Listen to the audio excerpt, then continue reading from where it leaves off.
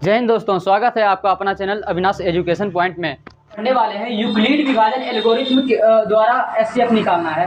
Euclid विभाजन होता क्या है? यूक्लिड जो है एक गणितज्ञ का नाम है। गणितज्ञ का मतलब होता है गणित के एक महान व्यक्ति, ठीक है ना। उन्होंने बोले कि एक सूत्र दिए, भाज्य बराबर भाजक गुना भागफल जोड़ शेष। ये सूत्र के आधार पर एचसीएफ निकालने के लिए बोले। माना कि कोई भी संख्या ए है, ए जो है बी से बड़ा है। किससे बड़ा है? बी से बड़ा है। अगर इसमें भागा लगाना हो तो किस तरह से करेंगे? बी भागा ए करेंगे ना, क्योंकि बी छोटा है ए बड़ा है।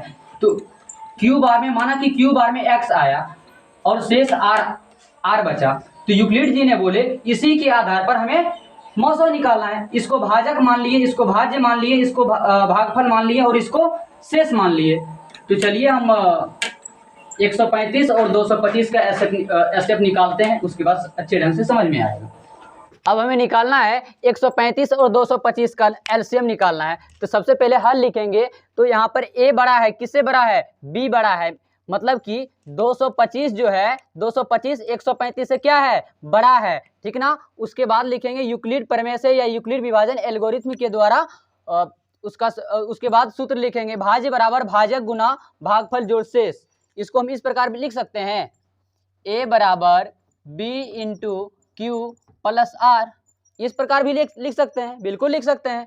अब हम क्या करेंगे, 135 और 225 का भाग लगाएंगे। चलिए हम रफ में यानी कि साइड में भाग लगा के देख लेते हैं ताकि समझने में आसानी रहे, ठीक ना। 135 है यहाँ पे, 135 भाग 225 है ना। इसको भाग लगाएंगे तो एक बार में 135।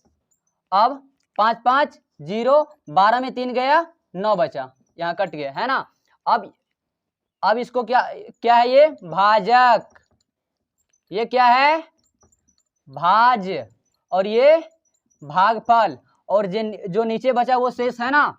अब हम क्या करेंगे, भाज्य यानी ए, इसमें भाज्य क्या है? 225 है ना। हम 225 को यहाँ लिखेंगे, 225 बराबर है तो बराबर। उसके बाद b का मान कितना है, यानी भाजक कितना है? यहाँ पे 135 है। 135 को उठा के यहाँ लाएंगे, 135 इंटू का मतलब गुना होता है तो गुना दे देंगे। उसके बाद q का मान कितना है? q यानी भागफल, भागफल 1 है ना जी, तो यहाँ 1 लिखेंगे। उसके बाद प्लस है तो प्लस r का मतलब होता है शेषफल। शेषफल कितना निकला है इसका? 90 निकला है, तो हमें 90 लिखना है यहाँ पे। शेष यानी आर का मान जो है 90 है, हमें आर का मान जो है 0 लाना है। कितना लाना है? 0 लाना है, तभी जाके हमारा एचसीएफ सही होगा। उसके बाद यहाँ पर आर का मान यानी 90 है, यानी शेषफल बच गया। अब हमें मौसम में क्या करना है, जो शेषफल बचा ना उसी से भाग लगा देना है भाजक में। शेषफल यहाँ 90 बचा, इसी से हम भाग लगा देंगे। इससे क्या करेंगे?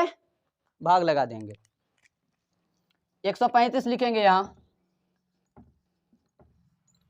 अब 90 एकम 90, फिर यहाँ उतरेगा 5, 13 में 9 गया 4, फिर शेष बच गया यहाँ पर 45। अब हमें इतना दूर का प्रक्रिया करना है, ठीक ना। अब इतना दूर का प्रक्रिया में जो है भाज्य ये है ना, 135 भाज्य है, तो 135 भाज्य को हमें यहाँ उठा के लाना है, ठीक ना, भाज्य। अब इसमें जो है भाजक क्या है? भाजक 90 है इसमें, यानी भाजक यानी बी का मान 90, या हम 90 लिख देंगे। गुना है तो गुना दे देंगे। उसके बाद क्यू का मान, यानी क्यू का मतलब भागफल। भागफल कितना है इसमें? 1 है ना जी, तो हम यहाँ 1 लिखेंगे। उसके बाद प्लस है तो प्लस। अब आर मतलब शेषफल। शेषफल कितना है यहाँ? 45 है, तो हमें यहाँ 45 लिखना है।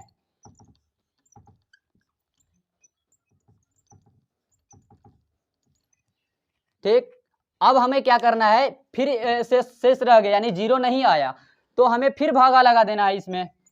45 भागा 90 फिर करना है यहाँ पे, ठीक ना। 45 दूनी 90, आ गया 0, आ गया ना। अब हमें यहाँ पर बैठा देना है भाज। इसमें कितना है? 90 है ना भाज, तो 90 लिखना है यहाँ। बराबर है तो बराबर। उसके बाद भाजक कितना है? 45 है, तो हमें यहाँ 45 देना है। गुना है तो गुना लिखेंगे। उसके बाद भागफल इसमें कितना है, 2 है, तो हमें यहाँ 2 लिखना है। प्लस शेषफल कितना आया है इसमें, शेषफल 0 आया है ना जी, 0 लिख देंगे।